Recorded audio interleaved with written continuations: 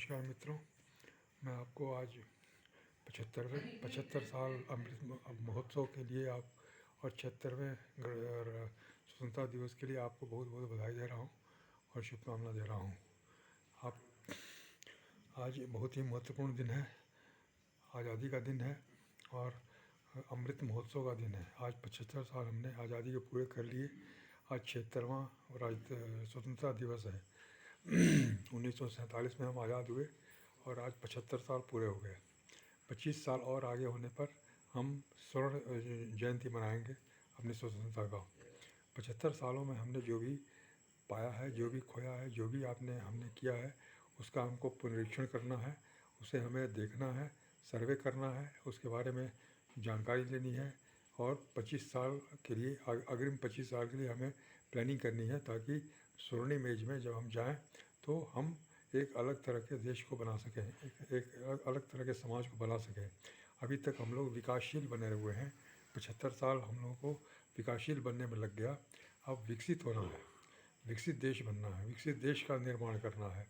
हम अब एक अलग तरह का समाज चाहते हैं, अलग तरह का उन्नत व्यक्तियों का समूह चाहते हैं, ताकि हम लोग विश्व में हम लोग आगे बढ़ सकें, अपने प्रतिभा को दिखा सकें, अपने अग्रणी होने का प्रमाण दे सकें।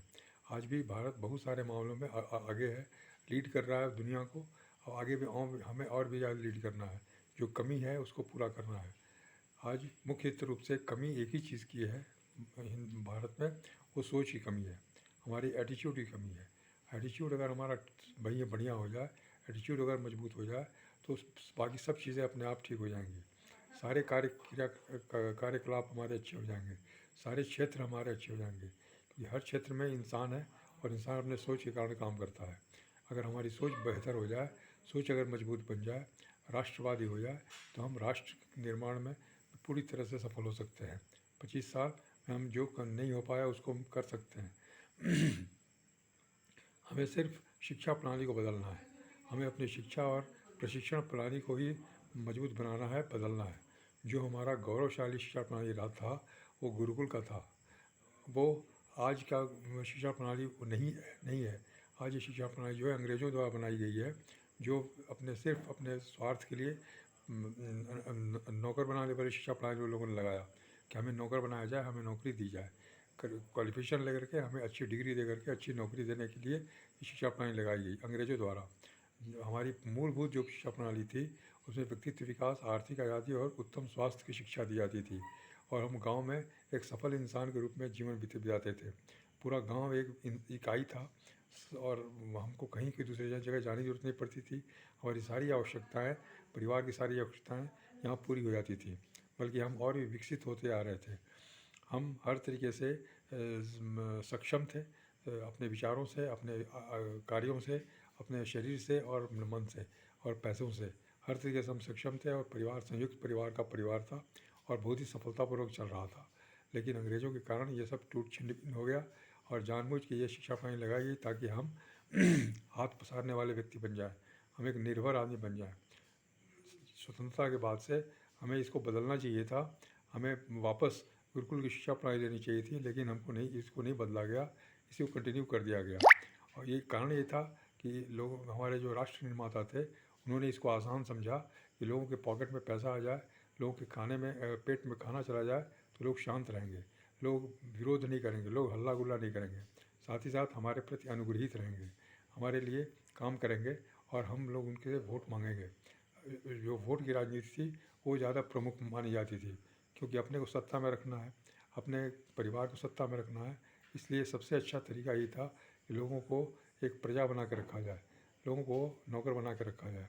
इसलिए नौकरी का सिस्टम आगे बना रहा और सभी लोग अपना अपना काम छोड़ करके, अपनी संपत्ति को छोड़ करके, अपने जायदाद को छोड़ करके, पैतृक संपत्ति को छोड़ के गाँव से शहर आ गए। शहर में भीड़ भड़का हो गया, शहर में लोगों के खर्चे बढ़ गए, आमदनी सीमित हो गई, गरीबी बढ़ने लगी। जो गरीबी गांव में कम थी, शहर में ज़्यादा बढ़ने लगी। गरीबी के कारण मानसिकताएं खराब होने लगी, अपराध बढ़ने लगे, शरीर अस्वस्थ रहने लगा, स्वास्थ्य संबंधी शिकायतें ज़्यादा होने लगी, समाज अस्वस्थ होने लगा, तरह तरह के रोग बीमारी ने घर कर लिया। नशाखोरी और अन्य चीज़ें भी बहुत ज़्यादा बढ़ने लगी, क्योंकि दिमाग विकसित नहीं था, दिमाग में विकास नहीं था। इसीलिए हम सही बुरे का अंतर नहीं समझ पा रहे थे। जो अच्छा लग रहा था वही करते थे, जो आसानी से काम होता था वही कर रहे थे। इसीलिए आज 60 साल के अंदर यही स्थिति बनी हुई है। हम सिर्फ डिग्री लेकर के नौकरी करना जानते हैं, बाकी किसी चीज़ में हमको कोई ज्ञान नहीं है। जीवन का कोई ज्ञान नहीं, सफलता का कोई ज्ञान नहीं, सोच की महत्व की का कोई ज्ञान नहीं, कोई भी चीज़ हमको बताई नहीं गई। कोई बच्चा आज कैसे सीखता है, कैसे इंसान बनता है, वो किसी या तो अपने माँ बाप से सीखता है या फिर टीचर से सीखता है। माँ बाप भी उसी शिक्षा प्रणाली के अंग हैं, स्कूल कॉलेज की जो ब्रिटिशर्स ने बनाई थी, और स्कूल में भी वही शिक्षा प्रणाली चल रही है जो ब्रिटिशर्स ने बनाई थी। तो बच्चा क्या सीखेगा? बच्चा वही नौकरी करने की बात सीखेगा, एक डिग्री लेगा और फिर नौकरी के लिए तैयार हो जाएगा। उसके अंदर व्यक्तित्व विकास कहाँ हुआ? उसके अंदर सोच का विकास कहाँ हुआ? उसके अंदर ईमानदारी, सच्चाई